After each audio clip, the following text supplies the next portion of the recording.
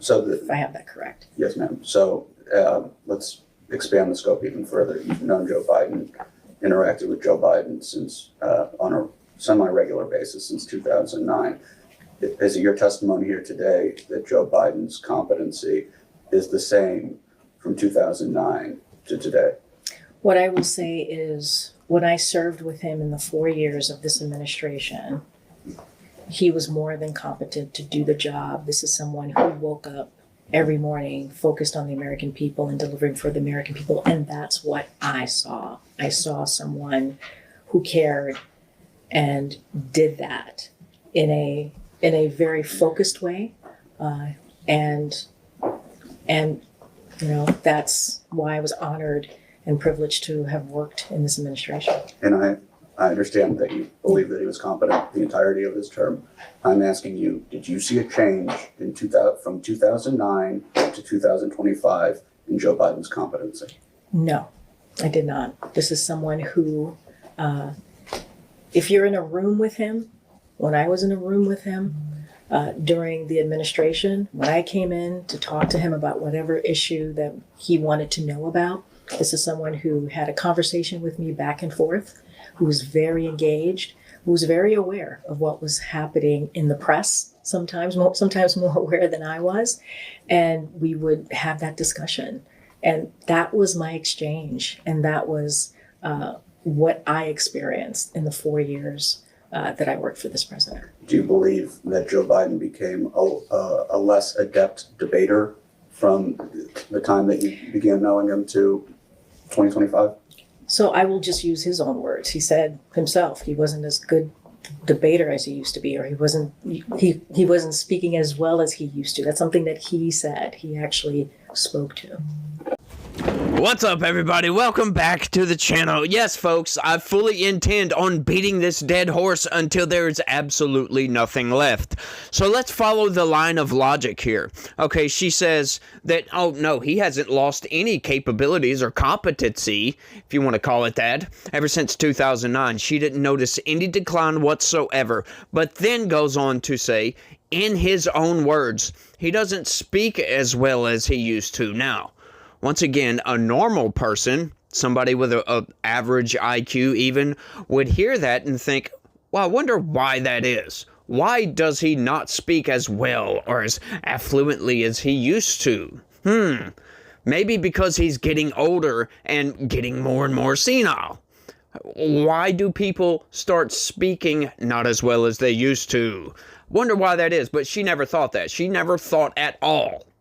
Like, once again, folks, continuing where we picking up where we left off yesterday, we're going to continue this, and she just continues to double down on the nonsense. As a matter of fact, she goes deep into not really answering the questions at all and giving an answer. Well, this is what Joe Biden said. Well, this is what they said.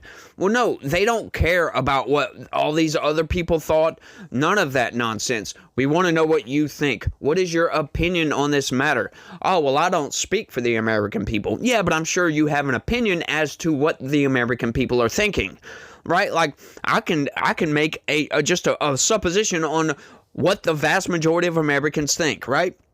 Like, you know, no open borders. The vast majority of Americans are like, no, we don't want open borders, right? The vast majority of Americans can look at Joe Biden and say, yeah, we don't want Joe Biden as president. That's why he dropped out of the race. He's pretty much forced to by other Democrats who actually saw the writing on the wall. Right? We've been seeing this coming. You could not hide it anymore. It was openly clear that Joe Biden was going dementiatic. I don't know if that's the correct term, but anyway, you guys smash that like button for me. Subscribe if you're new around here. Share this video anywhere and everywhere you can. Click the join button, sign up and become a member, especially if you want to stay up to date with news and politics and everything and every way you're being manipulated. Yeah, everything you're being manipulated. Yeah, I just said that. Oops. Let's get into it. Did you ever have conversations with President Biden about why he wasn't as good of a speaker as he used to be? I never had a direct conversation with the president about that. Did you have a conversation with somebody else about that? I never had a conversation with anybody about that. You mentioned that you didn't recall, at least, noticing that Joe Biden had a stutter when you first met him. But did you notice it at some point during your time in the Biden administration? I can't remember specific times, but obviously this is something that he was free-willing and talked about extensively, and I can't pinpoint a moment where I experienced that or could remember. But this is somebody who talked about it, connected with other folks who had stutters, and again, if you have a stutter, doesn't mean that you can't perform at a high level. Certainly, and the reason I ask it all is simply because that the fact that he had a stutter was brought up as perhaps a reason for some of his lack of performance in the debate, for example, and other moments. Do you agree with that? Do you think that played a role? Look, I can't hypothesize or opine what it's like to have a stutter, and what that's not something that I can speak to. I know what you're speaking of. What I know is that he had to work very hard to deal with his stutter, even today, from the time he was young, even today, something that he talked about extensively. Again, just because you have a stutter doesn't mean you can't operate at a high level and be very functioning, and that does not affect your competency. Certainly, and I agree with you. I only mean that it seemed to be cited as proof that he was not in cognitive decline in any way, that any verbal stumble was simply the result of the stutter. Again, what I can speak to is my observation, and this is somebody that was more than competent to do his job. I don't think a stutter, if he had it or not, if you have a stutter, doesn't mean that you can't perform at a high level. But my experience, my observation, again, and I said this at the podium, and I will continue to say it today in front of all of you, which is this is someone who was very active and engaging with me when I had conversations with him.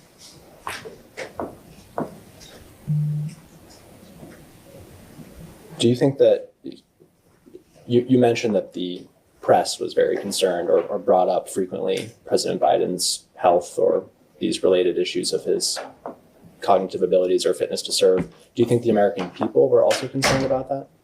I can't speak for the whole entire American people. It's not something I can speak to. Did you ever have outreach from friends or people you knew that were concerned that President Biden was struggling with his health or cognitive abilities? Not that I recall, not specific conversations. Did you ever have a conversation with anyone in the White House? In the White House? Where you or they were concerned about President Biden's health or cognitive abilities? I've never spoken to anybody in the White House about that. To be clear, you've spoken to people in the White House about that regarding press inquiries, though. Exactly, but the question was, right, if I heard the question, if people in the White House were concerned, like personally concerned. I did not talk to anybody about that in the White House, about personal concern. Sure, and you would, I'm not a press person. I don't really know how your job works, but it's my understanding. You should try it. It's fun. That if you were receiving outreach from the press about the president's health or ability to serve, you would go to either the comms team, the press team. So it's not necessarily that I would go. Everybody was watching the news just as I was, right? So people were aware with what was happening in the news. But as the press secretary, when I'm in these meetings, these check-in meetings, I would bring up, hey, this is what I'm going to get in the briefing room. This is, what the incoming that we're having that's coming in from the White House press corps. Sure. And over the course of your 2 years as press secretary, it's your testimony here today that you never just asked somebody, whether it was one of the senior advisors or the vice president, hey, Steve Ricchetti, is the president okay? I never had to ask that question because I saw the president on a daily basis, and I never ever thought if I never had that question. You know, Right. But to be clear, you're not a doctor, correct? I'm not a doctor, but you're also asking me to make a statement, right, about his health. So, I mean, it goes both ways here. I'm just telling you my observation, right? My observation was this was somebody who was competent. And these are conversations that I'm having, right? These are direct conversations that I'm having with the president of the United States, Joe Biden at the time. And it was always direct. It was always very alert. And, you know, it was a healthy back and forth. So because I had that daily access to him and talk to him, there would be no reason for me to go to a senior advisor to ask the question that you just asked me. And just to be specific, after the 2024 debate, you never thought maybe I should actually ask a few other people if the president's doing okay. He said he had a bad night. The president said he had a bad night. And you never thought to ask why? Again, this is somebody that I had regular engagement with, and I never had a concern about anything that dealt with if the president could do his job or not. I saw a president that was more than capable to do his job.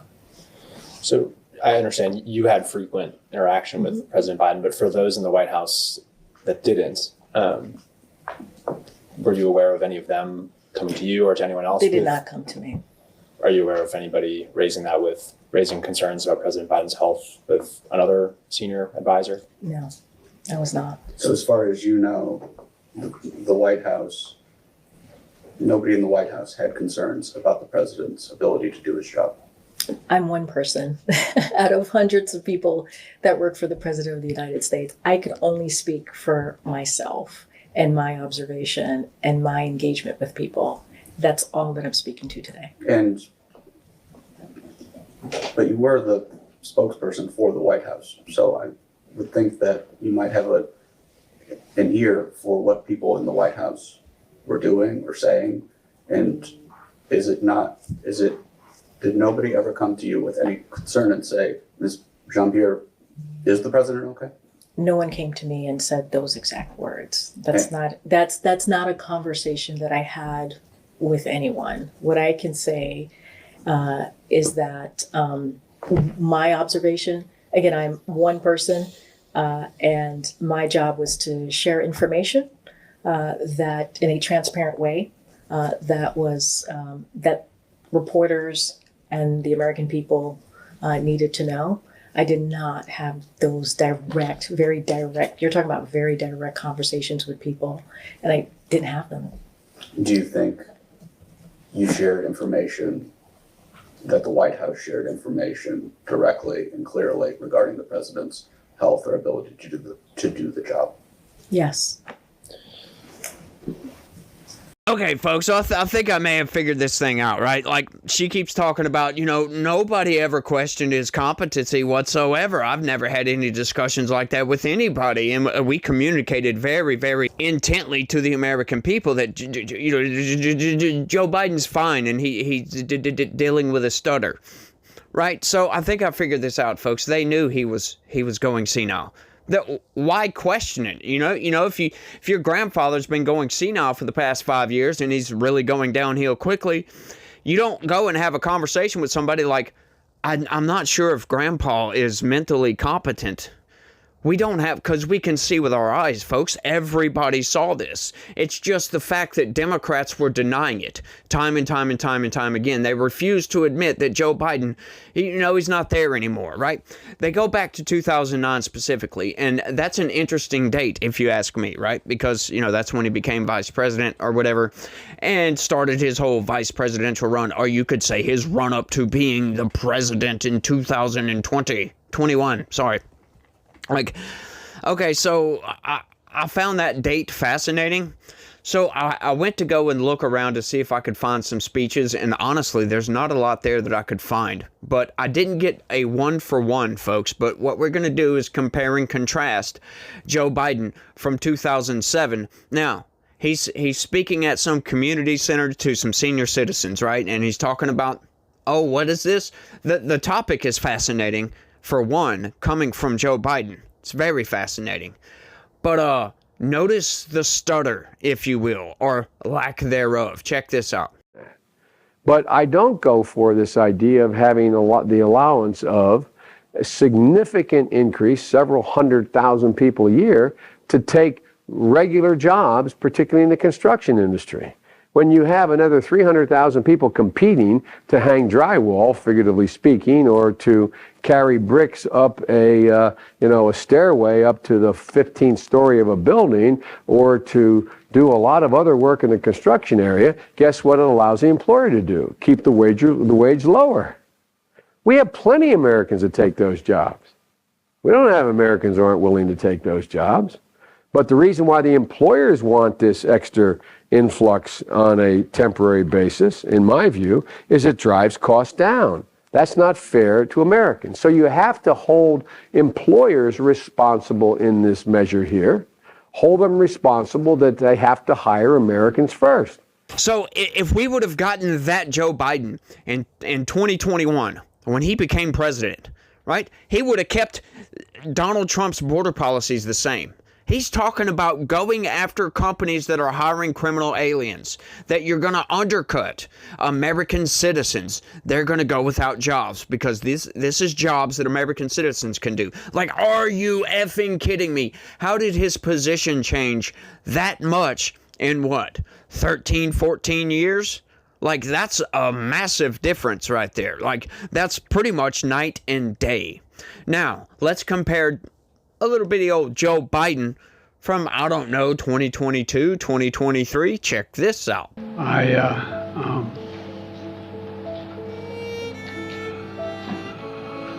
Anyway, and I don't want to, well, maybe choose my words. I was just thinking, anyway, but I just, look, I mean,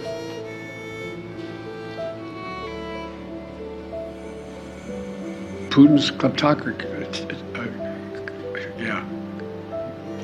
It was in January, after being elected. The late January, early February.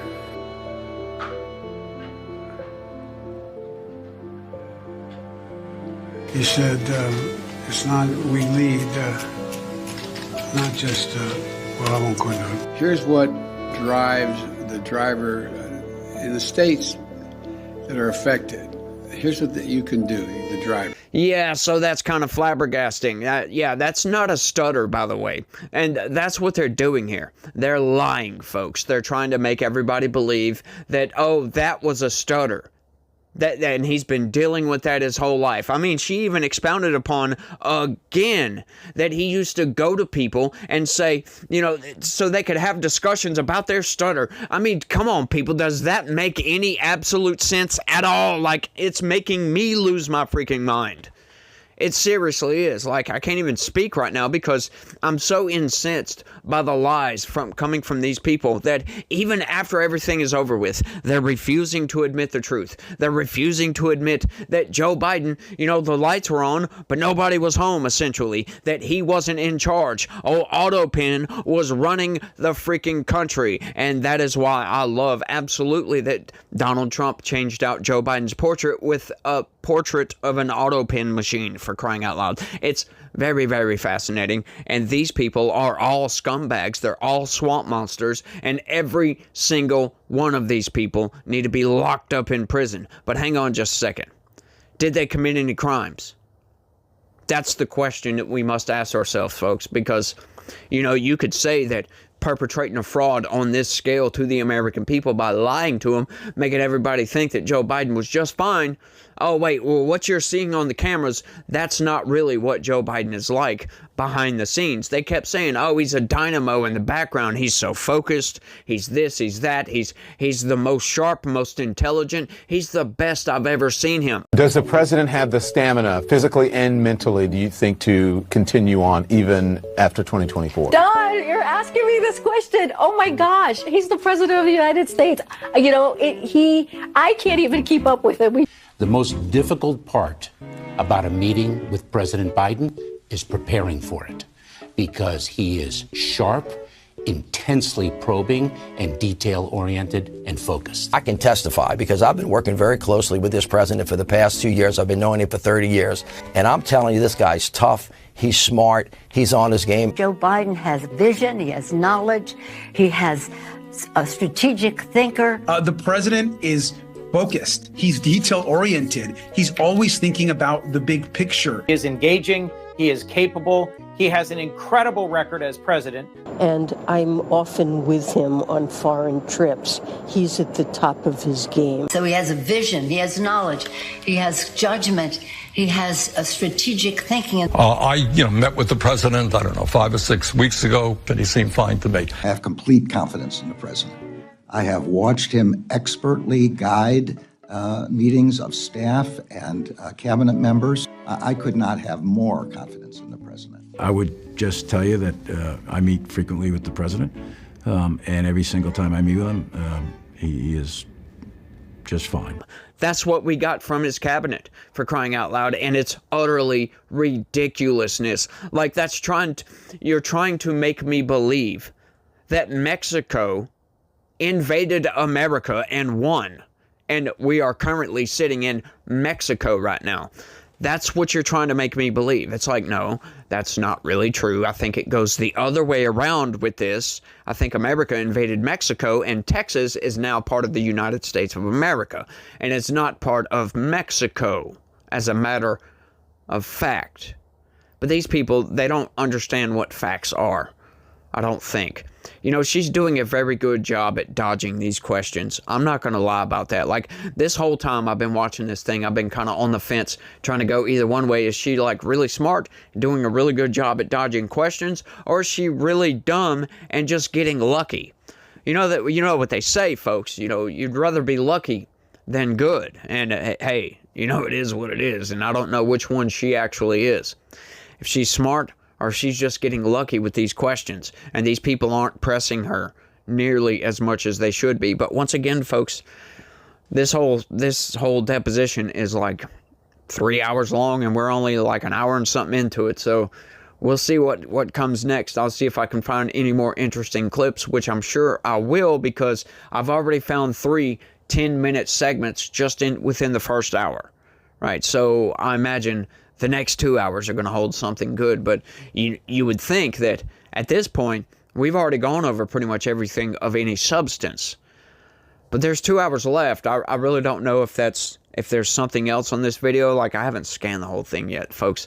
Like, I'll watch a segment, and if it's good enough, I'll screen record that and use that for this evening. I'm pretty much not ahead of you guys on this. I haven't watched the whole thing yet. Like, I'm not going to sit there and watch this whole thing, to be honest with you. I mean, you know, unless it's going over like this, then I'll watch the whole thing. But it's going to be like on a daily, I watch 10, 15, 20 minutes at a time. You know, if I don't find any good segments, I'll just keep going until I do, essentially. So I eventually will watch this thing. But, you know, enough of me expounding upon me watching a video. That's weird. While I'm recording a video, that's even more weird.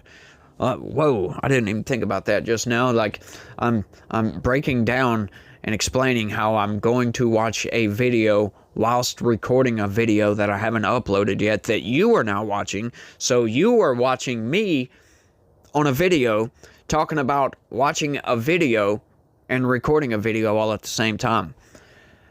Oh, yeah, folks, if you didn't realize it was 2025, then, yeah, where the hell have you been, by the way? Folks, the government shutdown is here, and it doesn't seem to be going anywhere. And I know that was a very hard segue, and I blame Democrats.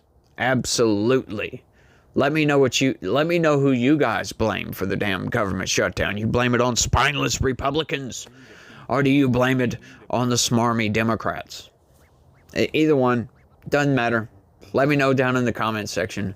But I think that's all I got, y'all. Y'all let me know what y'all think about all this seriously down in the comment section. Enough of my antics or whatever. But y'all let me know what y'all think. Y'all don't forget to smash that like button for me. Subscribe if you're new around here. Share this video anywhere and all over the place all at the same time if you could. And if you would, it'd be great. I'd be your bestie for Resty. I ain't gonna lie about that. If you guys would click that join button, sign up and become a member. It's the best way to help this channel expand and grow. And I got a mosquito biting me. Dadgummit. Stupid mosquitoes. I don't know how they get in here, but it is what it is, folks. But you guys remember that God has a plan for all of us, folks. Seriously. And you know, Jesus died on the cross for our sins so that we could have everlasting life in heaven with him. And that's something to be grateful for. Seriously, folks.